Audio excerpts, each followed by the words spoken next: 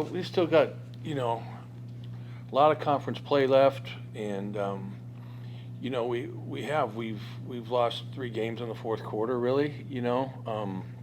Battled hard, but got to find a way to finish it. And so we just got to keep plugging. We have some new guys that are playing that are getting experience every week, and so with each game, they're improving. And really, it's disappointing, for the kids. Obviously, they're playing hard. The effort's there, but not coming away with any reward is always difficult. So it takes resilience, and that's what we have to have. And this is a new week. It doesn't get any easier. San Jose State's a great football team, probably playing the best of anybody in the conference right now. And so it's going to be a battle, but our kids will have resolve to come practice hard this week and look forward to coming home. You mentioned how well the Spartans are playing, dominating performance against UNLV on both sides of the ball. You're familiar with Chevin Cordero. Do you see a difference in the way he's playing now in that offense compared to what you saw from him in the past? I do, yeah. I mean, it seems to me like he's been around forever. And he's got a lot of experience and really seems like he understands what's going on in their offense. He's doing a great job. Hasn't thrown any interceptions yet. Very dangerous, accurate throwing the ball. He's got a lot of weapons. Really doing a great job with his legs as far as with the design quarterback runs as well as just scrambling. He's very fast and effective. He's a weapon, and he's always been really good at running with the football. But I think now with his experience and understanding the timing of the game and the speed of the game, he's playing really, really well, and he's got a lot of weapons around him. The running backs are very good. Number 32, he never goes down, seems, with the first guy, makes a lot of people miss, and he's got a really good core of receivers. So very dangerous group, and then their defense is number 1 in the conference in scoring defense. They only give up 14 points a game, and so they're a very solid team all the way around. Coach, with Tell the Truth Sunday, what truths came to light when you were looking at that Boise film? Well, just that there's some plays there that it's football, especially like offensively. Everyone needs to do their job, and you could have people open in the secondary, but then there's either we get beat in a protection or something like that, or maybe there's a poor throw or whatever it may be. Everybody's got to work together, and defensively we have to make sure that that we're assignment sound, that we're not breaking down with assignments, and then playing hard. We played 4 freshmen on the defensive line last week, and each week they're learning.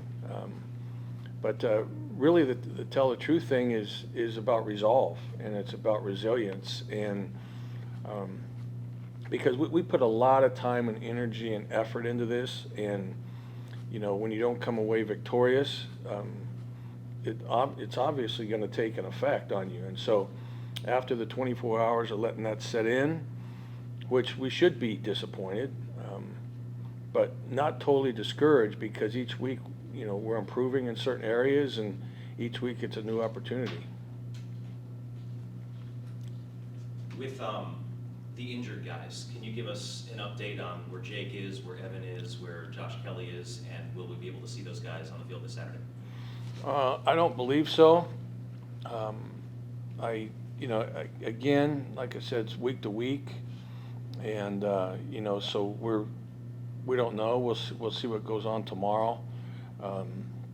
But quite a few guys. Ray Scott was out last week, and Cam Lockridge was out last week, and so there's quite a few guys in that situation, and we'll just have to see how the week goes here. It's day to day, really, with a lot of them.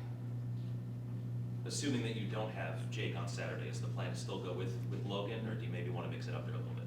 Yeah, Logan will start the game, and I noticed this last week, which is probably the most difficult place to play for sure in our conference, with the noise and things.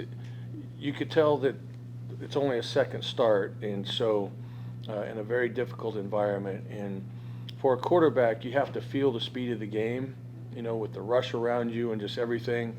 And it seemed like he was getting a little more comfortable last week, and so another week, this is a new week and major challenge against another great defense. But being at home, I think, will help a little bit as far as, there's a lot to deal with at Boise, from the noise, the play clock, everything, and a great defense, obviously. But each time out, he'll get more comfortable, and feel the speed of the game. Were you surprised at how different both halves were? I mean, this was it was a tie game early in the third quarter, and then you guys really didn't muster anything on offense after that. Were you surprised at how the game went, and also, I guess, where does the blame fall on that? Well, I don't know about blame. I think it's more, we got behind the sticks a little bit, took a sack on a play that put us behind the sticks, and when we were backed up in our end zone, or in our side of the field, and then they pretty much dominated running the ball, and we couldn't get off the field. With, I think we only had maybe 17 plays in the second half, and so we couldn't convert because we got stuck in long yard situations, and then we couldn't get off the field on defense because they did a great job of running the football. So, and we threw an interception as well. We had Crop open and underthrew him a little bit, and he was on a deep crosser, and that would have been a big play, and that got intercepted. So, with the turnover and a sack deep, and then they controlled the ball. So, I mean, I thought it was a hard-fought game through a little over 3 quarters going into the fourth quarter, and then kind of got away at the very end in the fourth quarter. You touched upon the run. How concerning is it that Boise was able to run for 316 yards on you guys?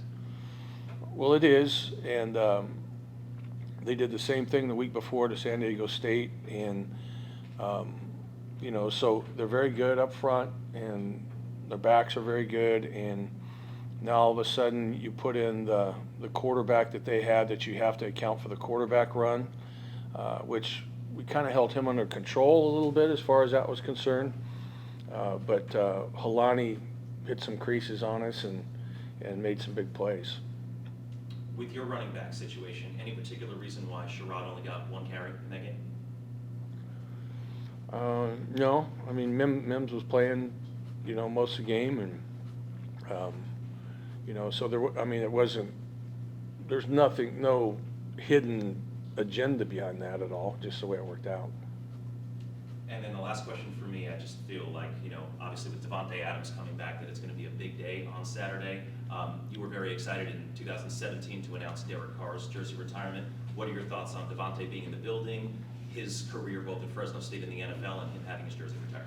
Yeah, it's awesome. So well deserved for Devante. Obviously, a great career here. Great representative for our program. Has had a great NFL career. Just really excited to have him back. I don't know what his itinerary is going to be. I hope the players have a chance to see him. But be great for the fans to pay tribute to him and what he's done for this program and what he continues to do. And so couldn't happen to a better guy. How different is San Jose's defense from Boise's defense? Well, they're different schemes. I mean, every team's different, but what is very similar is how hard they play. They're very aggressive, really good front four, very physical front four. Linebackers are very good, so I'd say the front seven for sure they're very similar as far as their abilities, and that's why they're 1-2 in the conference. They're very difficult to run the football on, and they provide a great pass rush, and then in the secondary they're very solid. So there's a reason why those two teams, Boise and San Jose, are 1-2 in the conference in defense. Coach, what was the assessment of the O-line against Boise State and the confidence they might have going into this matchup as well? Some good, mostly good, and I thought they played really hard and had a couple different combinations that played. So it was a tough group to play against, but mostly good. And this is a new week, and San Jose is very, very aggressive on defense. Their defensive front is big and physical and fast, and so we're going to have our hands full. You mentioned Cam Lockridge being out. Was that an injury that happened in practice? Yeah. And seeing Ray Scott at least on the field in uniform, is there optimism he's pretty close? Yeah, I would hope that he's back this week. He was really close. It was kind of I think I mentioned last week that there'd be some game time situation things going on, and just didn't feel like he was ready. Took him just in case he was. But we have a few guys like that actually that go, from week to week, and we're banged up. There's no question about it. But you try to rehab through the week and get as many reps as you can. We hold some guys out of practice just because of the wear and tear and what's going on with them, with hopes that they could play on Saturday. So sometimes there's game time decisions made. Another player I didn't see was Leonard Payne. Is there an update on his status? Yeah, he was out as well, and so we will see how he's doing at the beginning of the week. He was out from last game, the game before last, and so I don't know. We just have to see from day to day how people are doing. With that, I believe 3 of your 5 tackles were freshmen. You mentioned the 4 freshman D linemen. Just how challenging is that for your interior to have a lot of inexperience there right now? Yeah, it is. There's a lot of youth there, and especially when you play teams like we're playing that have big physical offensive lines, and but it's gonna bode well for them in the future. Like I said, each week's a learning experience, and each rep at game time. But we played Jason Jacks, we played Gabriel, we played Holmes, we played Noah. That's 4 freshmen that are playing right there on defense.